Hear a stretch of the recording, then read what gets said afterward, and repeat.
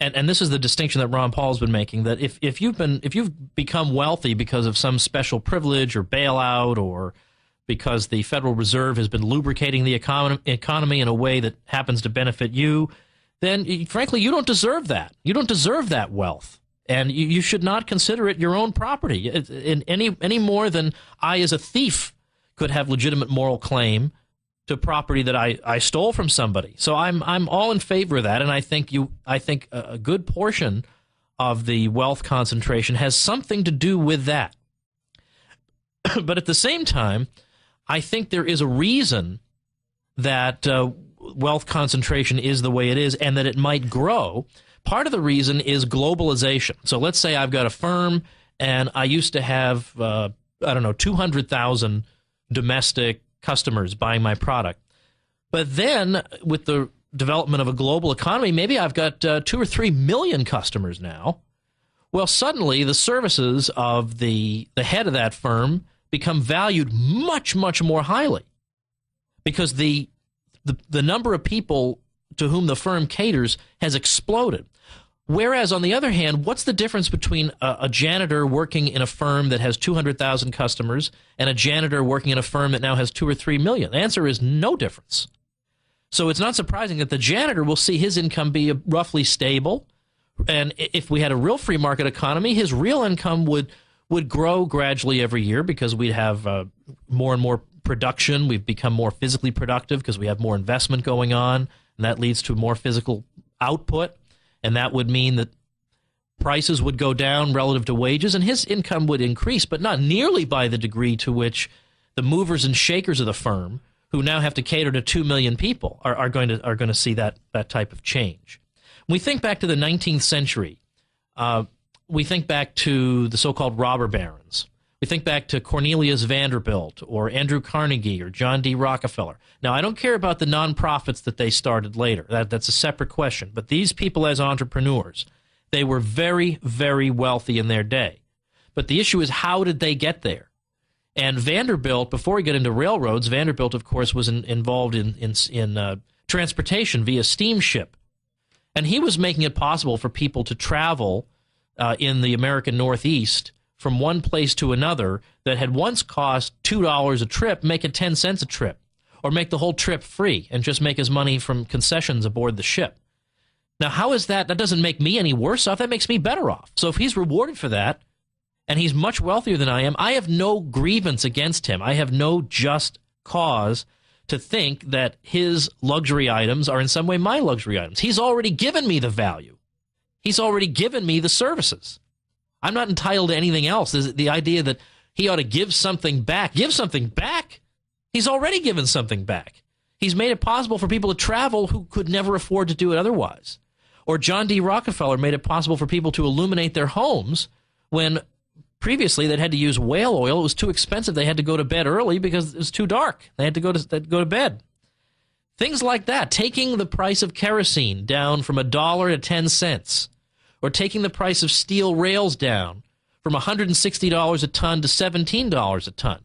That's a contribution to society that makes everybody wealthier, because your real income, that is to say your income in terms of purchasing power, is increased by what they're doing. So it doesn't matter. You're not entitled to any of that. And it takes, to get to that position where you have that kind of market share and you can push prices down that much, takes enormous entrepreneurial skill and determination and extremely hard work. And I, Tom Woods, am in no way entitled to the fruits of any of that. And it's juvenile to think that I am. And I don't mean to suggest that the caller thinks that I am. But I think that's the way we need to think. That if you're getting your wealth because you are a parasite on society, then we have to change that. But if you're contributing to society, why would we want to penalize that? Somebody who contributes, somebody who's going to plow most of his profits back into the business to further capitalize himself, to make himself more physically productive, that's the means by which Americans become wealthier. Our purchasing power increases because the sheer amount of stuff available increases, and that increases because investment in capital equipment increases. That's the way we need to think, not in terms of distribution, that wealth distribution is skewed. There is no distribution on the free market. The whole concept of distribution makes no sense. On the free market, all we have is exchanges. I sell something to you, you buy it from me.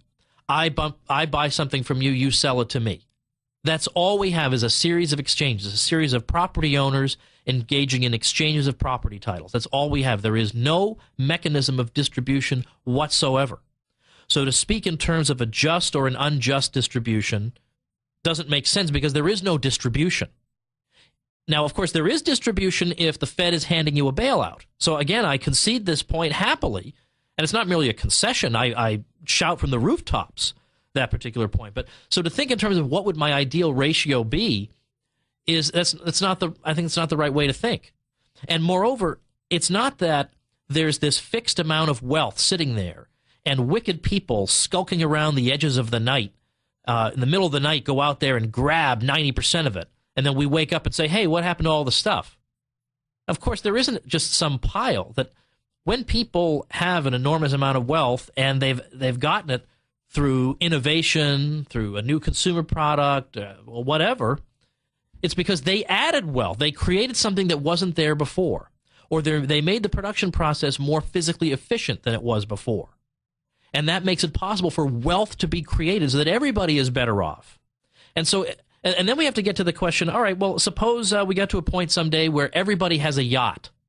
Everybody has a yacht, but some guy has 50 yachts and I have only one. At that point, do we say that the absolute amount of wealth in the society is so great that who cares about the distribution? Well, if that's the case, then it's only a matter of degree that we're talking about here. It's not a matter of principle. So that's the way I think. I don't think we ought to be thinking in terms of distribution. That's not how a market economy works. And when you think about a product like the Kindle, like Pat Buchanan was talking about this, there was no guarantee for whoever developed the Kindle, no guarantee that was going to take off. It was entirely possible the American public would say, what? You want me to read a book off a screen that I have to charge through the wall? Are you crazy? I want to have a book. I can flip through it. I can mark it up and whatever. I love holding a book. It's nice and warm or whatever. I mean, it's entirely possible that could have happened, and it didn't. Not only did it not happen, this thing is sweeping the country like crazy. And I can say that as an author who gets royalty statements. But Pat's right. The sales of Kindle books is exploding. There's no guarantee of that. That could have been a huge bust. The guy goes broke, and that's it. And yet, it was a big success. So good for that guy. And I'm not any the worse off because this guy's rich for developing the Kindle. I have a Kindle, or my wife does, and maybe I'll get one sometime. That's the thing, right? We all benefit from that. So that's how I deal with the wealth distribution thing. But every society, every modern society over the past couple hundred years, you always see the top 5%, whatever, controlling X amount of the wealth. Doesn't mean they stole it from anybody. There are very few people who are able to think outside the box and develop something new. It's a scary thing to try. Most of us don't have the guts or the intelligence or the wherewithal to do it. So when it is done, we ought to salute it and not be afraid of it.